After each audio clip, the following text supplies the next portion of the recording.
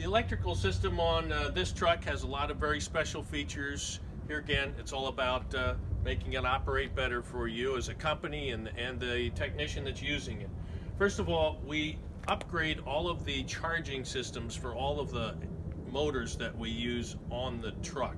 So this particular unit has an upgraded charging system, so this engine, when it's running, is going to recharge the deep cycle battery that's up there. Even though that deep cycle battery is connected to the truck battery system, we like to run as much electricity as possible out of that battery because the electrical lines are shorter to all of the different components that are on here, and that means they get better served from an energy standpoint. Also, on this particular engine, we have a tachometer, hour meter here, so your maintenance people know how many hours are on here when it's time to change the oil on the engine.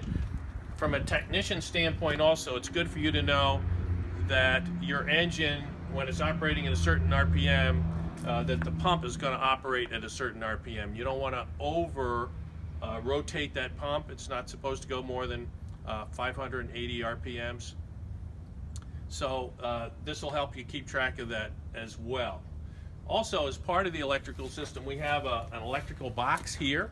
And actually, if I took the lid off this box, there's a whole schematic of what's in the box, which fuses are in there, what amperage they are, and so forth, so that it's much easier to know what's going on electrically. Also, we wire this like a house, not like a typical truck, in that all of the ground lines actually come back to this electrical box, just like your house would. So if there's ever a problem, it's much easier to trace out where that problem actually is. We've also upgraded all the electrical systems on all of the hose reels, and we have special boxes on each hose reel where all those electrical connections are made. Here again, it's easy to figure out what's going on. They stay more moisture proof.